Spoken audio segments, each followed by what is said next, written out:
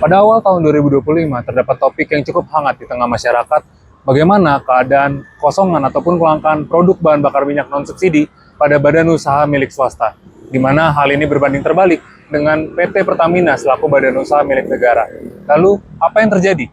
Saya, Aris Simanjaya, akan menyampaikan hasil penelitian tesis saya melalui video ini.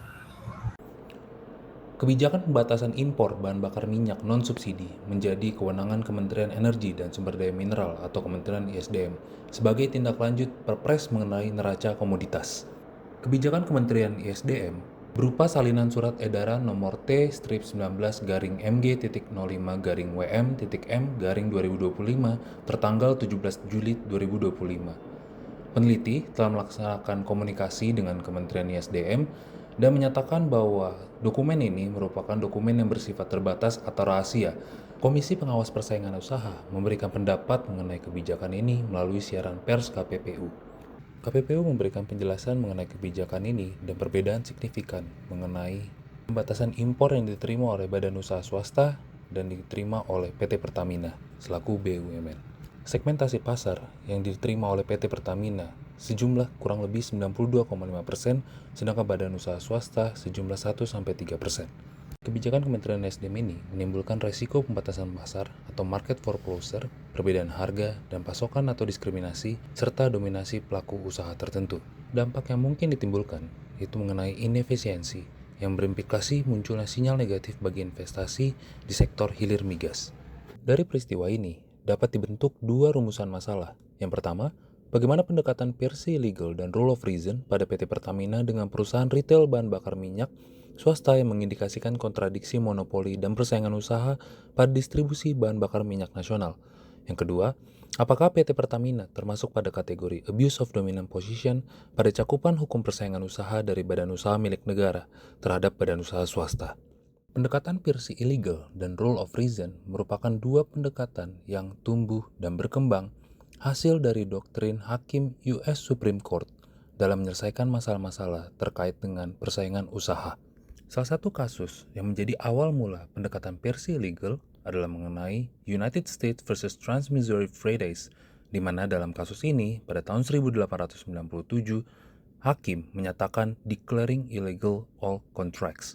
Pada buku hukum persaingan usaha, terbitan Komisi Pengawas Persaingan Usaha menyatakan bahwa Persi Legal menjadi pendekatan yang menyatakan setiap perjanjian atau kegiatan usaha dilakukan dengan ilegal tanpa diperlukan adanya pembuktian bagaimana dampak dari persaingan usaha. Pada putusan perkara nomor 20 garing KPPU strip I garing 2023, Hakim Komisi Pengawas Persaingan Usaha menyampaikan prinsip Persi Legal atau pendekatan berdasarkan objek tidak perlu melihat kepada dampak negatif yang diakibatkan, sehingga pada pendekatan Persi Legal ini dapat diambil adanya kontrak yang nyata, kegiatan usaha yang nyatakan ilegal, pendekatan berdasarkan objek, dan tidak perlu dinilai secara dampak. Di samping itu, pendekatan Rule of Reason dilihat dari salah satu kasus, Chicago Board of Trade versus United States tahun 1918, di mana pada kasus ini hakim berpendapat bahwa business to which the restraint is applied, its condition before and after the restraint was imposed, the nature of the restraint, and its effect, actual or probable. Dalam buku hukum persaingan usaha, pendekatan Rule of Reason menjadi pendekatan yang mengevaluasi mengenai akibat perjanjian atau kegiatan usaha tertentu. Perjanjian atau kegiatan tersebut bersifat menghambat atau mendukung persaingan. Dengan kata lain, pendekatan Rule of Reason melihat dari tindakan ilegal dan dampaknya terhadap pasar. Dilihat dari kedua pendekatan ini, pendekatan Persi Illegal melihat sebuah kegiatan atau perjanjian yang nyata menjadi suatu hal yang mutlak. Di samping itu, pendekatan Rule of Reason melihat bagaimana tindakan persaingan usaha terhadap dampaknya kepada pasar apakah menguntungkan atau menghambat persaingan usaha. Pada peristiwa persaingan pasar bahan bakar minyak antara PT Pertamina dengan badan usaha swasta, lihat berdasarkan surat edaran Kementerian ISDM dengan perbedaan batasan impor yang signifikan antara Pertamina dengan badan usaha swasta. Hal ini mengindikasikan adanya tindakan yang tidak sesuai dengan ketentuan dalam Undang-Undang Nomor 5 Tahun 1999 tentang larangan praktek monopoli dan persaingan usaha tidak sehat pada pasal 19 huruf D tentang praktek diskriminasi, adanya pembatasan penjualan barang berdasarkan pasal 19 huruf C, dan adanya posisi dominan yang cukup besar pada pasal 25. Peraturan KPPU tentang tata cara penanganan perkara praktik monopoli dan persaingan usaha tidak sehat pada pasal 24 angka 8 huruf I menyatakan penilaian objektif sesuai dengan pandangan per se ilegal digunakan untuk membuat kesimpulan KPPU apakah suatu laporan atau perkara dilanjutkan ke tahap penyelidikan atau analisa dengan pendekatan rule of reason. Pada peristiwa ini, pendekatan rule of reason dilihat dalam beberapa poin. Yang pertama, praktek diskriminasi terhadap pasar atau non-diskriminasi sebagai sebuah perlakuan eksklusif atau exclusionary conduct, di mana praktek diskriminasi merupakan suatu tindakan atau perlakuan yang berbeda terhadap pelaku usaha untuk mendapatkan kesempatan yang sama. Praktek diskriminasi tidak selalu berarti tindakan yang buruk, tetapi dapat juga berupa tindakan dan perlakuan yang istimewa. Poin kedua, adanya faktor esensial fasilitas doktrin. Fasilitas esensial menciptakan dan memperluas pengaruh monopoli secara langsung terhadap badan usaha kompetitor. Poin berikutnya mengenai pengaruh monopoli BUMN,